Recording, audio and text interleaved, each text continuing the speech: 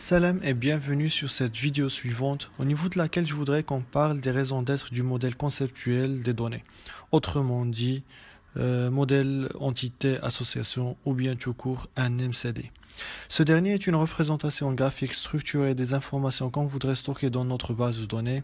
Pour l'élaborer, il faut passer par les étapes suivantes. La mise en place des règles de gestion, l'élaboration du dictionnaire de données, la recherche des dépendances fonctionnelles et par la suite on peut parler de la création du modèle avec toutes ses composantes, entités, associations et cardinalités. Ce qu'on veut dire par règle de gestion est l'ensemble des informations qu'on peut récupérer à partir de l'utilisateur final afin d'avoir une idée claire à propos des données que ce dernier voudrait manipuler. Le dictionnaire des données est un tableau qui doit contenir toutes ces données en indiquant leur nom, leur type et leur taille et leur désignation. Les dépendances fonctionnelles sont les relations qu'on peut trouver entre ces données. Alors, par définition, les règles de gestion, et comme je viens de le dire tout à l'heure, consistent à la récupération de tous les besoins possibles des futurs utilisateurs de l'application à concevoir en ce qui concerne la manipulation des données. À titre d'exemple, nous avons ici une bibliothèque pour laquelle on peut citer ce genre de règles. Pour chaque livre, on doit connaître le titre, l'année de parution, le résumé et le type. Un livre peut être rédigé par aucun ou plusieurs auteurs. On doit connaître de l'auteur son nom, son prénom, la date de sa naissance et son pays d'origine, et ainsi de suite. Alors bien sûr, un utilisateur final ne peut pas donner des règles de gestion si ficelées et si bien faites que ça. Du coup, le développeur se doit de poser des questions pour tirer le maximum d'informations à partir de cet utilisateur final. Parfois non seulement pour les règles qu'il n'a pas bien compris, mais aussi pour s'assurer que ce qu'il a compris à propos de telle ou telle règle est bel et bien ce que l'utilisateur final voulait dire. Ceci est bien entendu important vu que ces deux intervenants peuvent être de différents domaines. Un mot pour l'un peut paraître simple, mais pour l'autre il se peut qu'il soit un mot-clé d'un domaine, par exemple pour l'informaticien. Donc, par exemple, le mot-clé entité, il a un sens simple pour un utilisateur final simple. Mais pour les informaticiens, il a un sens vis-à-vis la conception des bases de données, comme on verra un petit peu plus tard, je pense à la vidéo suivante. Donc, grâce à ces règles, le développeur responsable de la conception de la base de données aura une bonne idée de ce que doit contenir cette dernière. Le dictionnaire des données est un tableau qui représente une idée sur toutes les données que la base de données doit contenir. Il est de bonne aide, surtout quand on est plusieurs à coordonner pour la conception d'une même base de données. Pour chaque information, il indique un code mnémonique.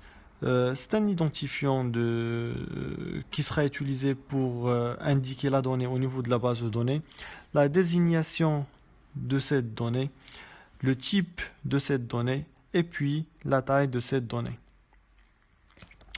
Alors, nous avons ici un exemple d'un dictionnaire de données. Donc, comme vous voyez, c'est un tableau qui contient, par exemple, ici nous avons un identifiant, un nom, un prénom, la rue et la ville. Pour l'identifiant, par exemple, c'est un identifiant numérique. Il est de type numérique. On n'a pas précisé la taille ici, pas de remarque. Pour le nom, c'est un nom d'un inscrit.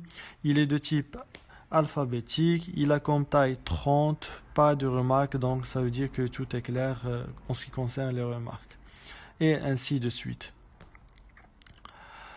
Alors, le dictionnaire de données, il doit contenir des informations simples qui ne sont pas calculées et qui sont bien sûr élémentaires.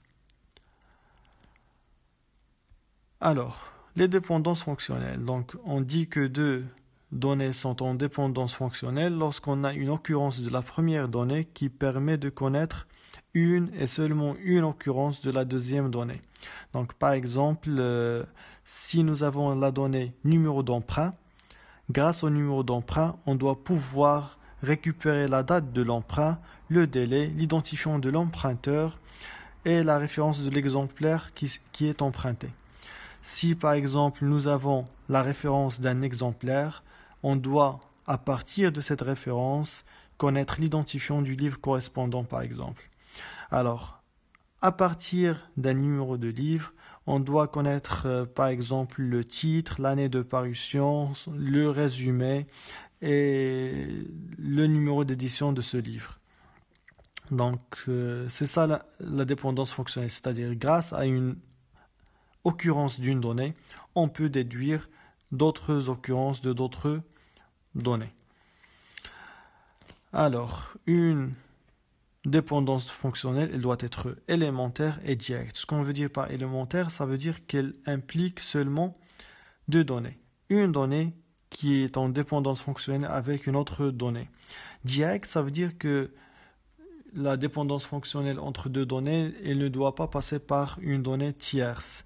Et ça veut dire que pour déduire une donnée, je ne dois pas passer absolument par une autre donnée pour pouvoir la déduire. Alors, ces deux informations sont très importantes vu que la base de données, elle va être bien correcte si ces deux informations sont respectées. Alors, les étapes dont je viens de parler, qui sont règles de gestion, dictionnaire de données, dépendance de fonctionnel, ce sont carrément trois documents qu'il faut bien documenter et discuter avec l'utilisateur final.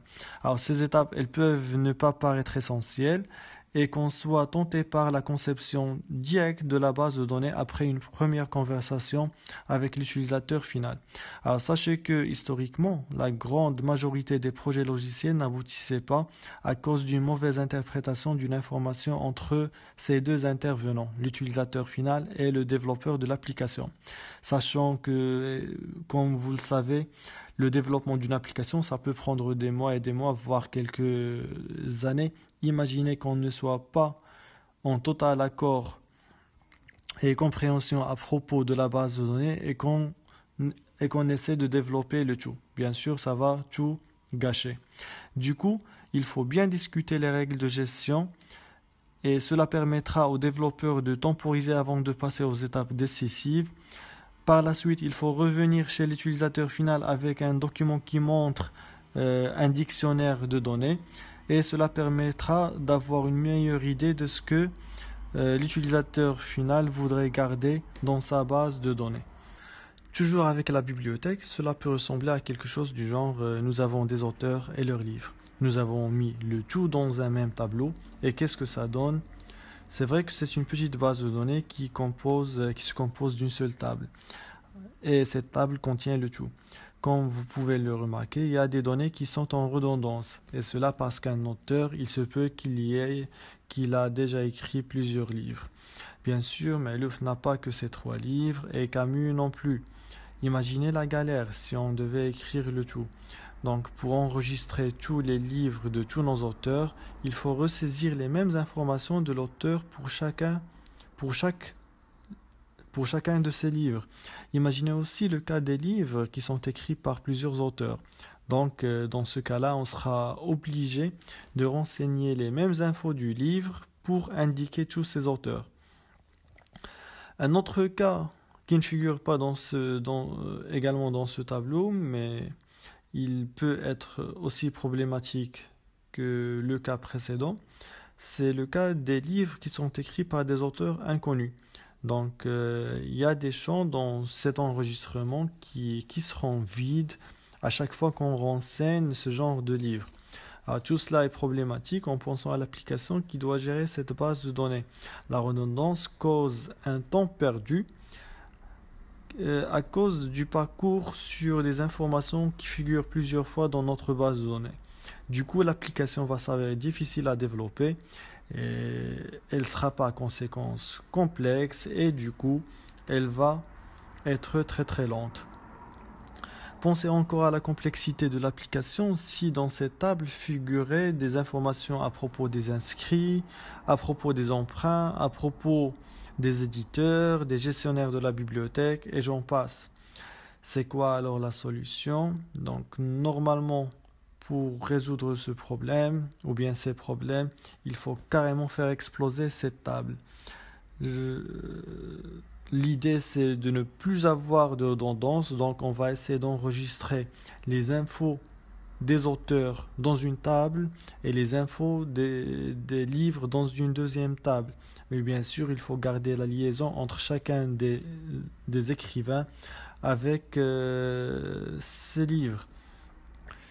Et là, je suis en train de parler de l'élaboration du MCD que je préfère garder pour la vidéo suivante. Et merci pour votre écoute. À la prochaine.